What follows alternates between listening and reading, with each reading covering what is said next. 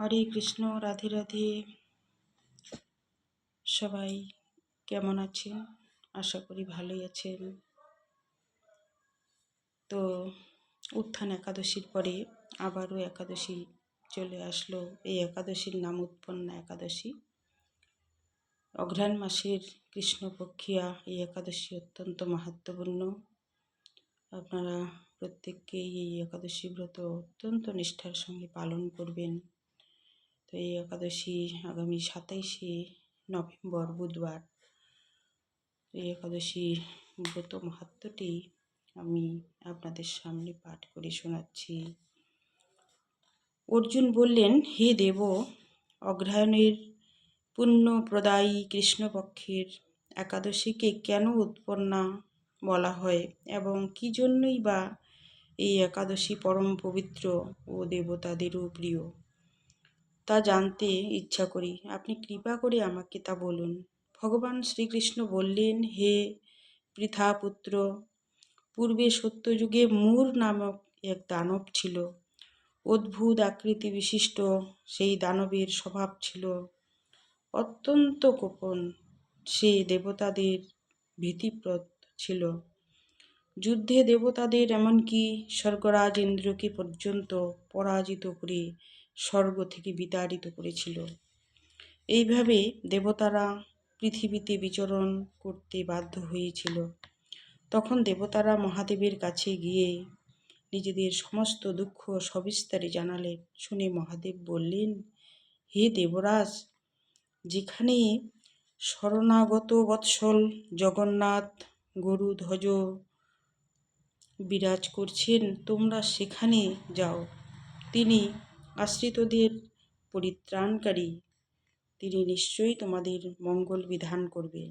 দেবতাদিগের কথা মতো দেবরাজ ইন্দ্র দেবতাদের নিয়ে ক্ষীর সমুদ্রের তীরে গমন করলেন।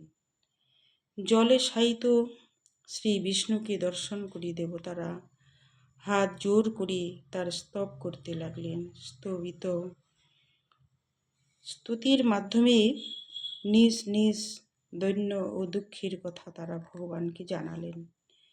ইন্দ্রের কথা শুনে ভগবান নারায়ণ বললেন, হে ইন্দ্র, সেই মূর দানব কি রকম, সে কেমন শক্তিশালী তা আমায় বলো। ইন্দ্র বললেন, হে ভগবান, প্রাচীনকালে ব্রহ্মবংশে তালজঙ্ঘা নামে এক অতি পরাক্রমী অসুর ছিল। তারই পুত্র সেই মূর অত্যন্ত বলশালী, ভীষণ উৎকট ও দেবতাদেরও ভয় উৎপাদনকারী। সে চন্দ্রাবতী নামে এক পুরীতে বাস করে। স্বর্গ থেকে আমাদের বিতাড়িত করে তার স্বজাতি কাউকে রাজা, কাউকে অন্যান্য দিকপাল রূপে প্রতিষ্ঠিত করে এখন সে দেবলোক সম্পূর্ণ অধিকার করেছে। তার প্রবল প্রতাপে আজ আমরা পৃথিবীতে বিচরণ করছি। ইন্দ্রের কথা শুনে ভগবান দেবদ্রোহীদের প্রতি অত্যন্ত ক্রোধান্বিত হলেন। তিনি দেবতাদের সঙ্গে চন্দ্রাবতী পুরীতে গেলেন। সেই দৈত্যরাজ শ্রী নারায়ণকে দর্শন করে পুনঃ পুনঃ গর্জন করতে লাগল। দেবতা ও অসুরের মধ্যে তুমুল যুদ্ধ শুরু হয়ে গেল। যুদ্ধে দেবতারা পরাজিত হয়ে এদিক ওদিক পালিয়ে গেল। তখন যুদ্ধক্ষেত্রে শ্রী নারায়ণকে একা দেখে সেই দানব তাকে দাঁড়াও দাঁড়াও বলতে লাগল। শ্রী ভগবানও ক্রোধে গর্জন করে বললেন, রে দুরাচার দানব, আমার বাহুবল দেখো। এই বলে অসুর পক্ষীয় সেই যোদ্ধাদের দিব্য বাণীর আঘাতে নিহত করতে লাগলেন। তখন তারা প্রাণ ভয়ে নানা দিকে পালাতে লাগল। সেই সময় নারায়ণ দৈত্য সৈন্যদের মধ্যে সুদর্শন চক্র নিক্ষেপ করলেন। ফলে সমস্ত সৈন্য ধ্বংসপ্রাপ্ত হল। একমাত্র মূর অসুরেই জীবিত ছিল। সে অস্ত্র যুদ্ধে নারায়ণকেও পরাজিত করল। তখন নারায়ণ দৈত্যের সাথে বাহুযুদ্ধে লিপ্ত ছিলেন। এইভাবে দেবতাদের হিসাবে 1000 বছর যুদ্ধ করেও ভগবান তাকে পরাজিত করতে পারলেন না। তখন শ্রীহরি বিশেষ চিন্তান্বিত হয়ে বদরিকা আশ্রমে গমন করলেন। সেখানে সিংহাবতী নামে একটি গুহা আছে। এই গুহাটি এক দ্বার বিশিষ্ট এবং 12 যোজন অর্থাৎ 86 মাইল বিস্তৃত। ভগবান বিষ্ণু সেই গুহার মধ্যে শয়ন করলেন।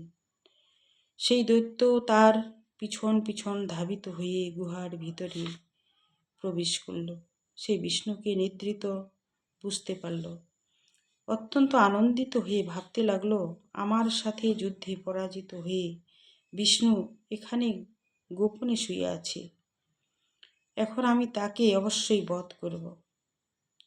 দানবের এইরকম চিন্তার সঙ্গে সঙ্গে শ্রী বিষ্ণুর শরীর থেকে একটি কন্যা উৎপন্ন হলো। এই কন্যাই উৎপন্না একাদশী। তিনি রূপবতী, সৌভাগ্যশালিনী, দিব্য অস্ত্র শস্ত্রধারিণী ও বিষ্ণু তেজসম্ভূতা বলে মহাপরাক্রমশালী ছিলেন।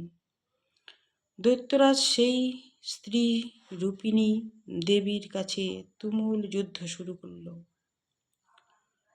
কিছুকাল যুদ্ধের পর দেবীর দিব্য তেজে অসুর ভস্মীভূত হয়ে গেল। তারপর বিষ্ণু জেগে উঠে সেই ভস্মীভূত দানবকে দেখে বিস্মিত হলেন। এক দিব্য কন্যাকে তার পাশে হাত জোর করে দাঁড়িয়ে থাকতে দেখলেন। বিষ্ণু বললেন, হে পরাক্রান্ত উগ্রমূর্তি, এই মূর দানবকে কে বধ করল? যিনি একে হত্যা করেছে তিনি নিশ্চয়ই প্রশংসনীয় কর্ম করেছে। সেই কন্যা বললেন, হে প্রভু, আমি আপনার শরীর থেকে উৎপন্ন হয়েছি। আপনি যখন ঘুমিয়েছিলেন তখন এই দানব আপনাকে বধ করতে চেয়েছিল। তা দেখে আমি তাকে বধ করেছি। আপনাদের কৃপাতেই আমি তাকে বধ করতে পেরেছি। একথা শুনে ভগবান বললেন, আমার পরাশক্তি, তুমি একাদশীতে উৎপন্ন হয়েছ, তাই তোমার নাম হবে একাদশী। আমি এই ত্রিলোকে দেবতা ও ঋষিদের অনেক বর প্রদান করেছি। হে ভদ্রে, তুমিও তোমার মনমতো বর প্রার্থনা করো, আমি তোমাকে তা প্রদান করব। একাদশী বললেন, হে দেবেশ, ত্রিভুবনের সর্বত্র আপনার কৃপায় সর্ববিঘ্ন নাশিনী ও সর্বদায়িনী রূপে যেন পরম পূজ্য হতে পারি, এ বিধান করুন। আপনার প্রতি ভক্তিবশত যারা শ্রদ্ধা সহকারে আমার ব্রত উপবাস করবে তাদের সর্বসিদ্ধি লাভ হবে, এই বর প্রদান করুন। বিষ্ণু বললেন, হে কল্যাণী, তাই হোক। উৎপন্না নামে প্রসিদ্ধ তোমার ব্রত পালনকারীর সমস্ত ইচ্ছা পূর্ণ হবে। তুমি তাদের সকল মনোবাসনা পূর্ণ করবে, এতে কোনো সন্দেহ নেই। তোমাকে আমার শক্তি বলে মনে করি, তাই তোমার ব্রত পালনকারী সকলে আমারই পূজা করবে। এর ফলে তারা মুক্তি লাভ করবে। তুমি হরিপ্রিয়া নামে জগতে বিখ্যাত হবে। তুমি ব্রত পালনকারীর শত্রু বিনাশ, পরম গতি দান এবং সর্বসিদ্ধি প্রদান করতে সমর্থ হবে। ভগবান বিষ্ণু এইভাবে উৎপন্না একাদশীকে বরদান করে অন্তর্হিত হলেন। সমস্ত ব্রতকারী দিবারাত্রি ভক্তিপরায়ণ হয়ে এই উৎপন্না একাদশীর উৎপত্তির কথা শ্রবণ কীর্তন করলে শ্রীহরির আশীর্বাদ লাভে ধন্য হবেন। তো এই হলো উৎপন্না একাদশীর ব্রত মাহাত্ম্য। আপনারা অত্যন্ত নিষ্ঠা সহকারে এই উৎপন্না একাদশী ব্রত পালন করবেন। সকলে খুব ভালো থাকবেন, সকলের মঙ্গল হোক। হরে কৃষ্ণ, রাধে রাধে।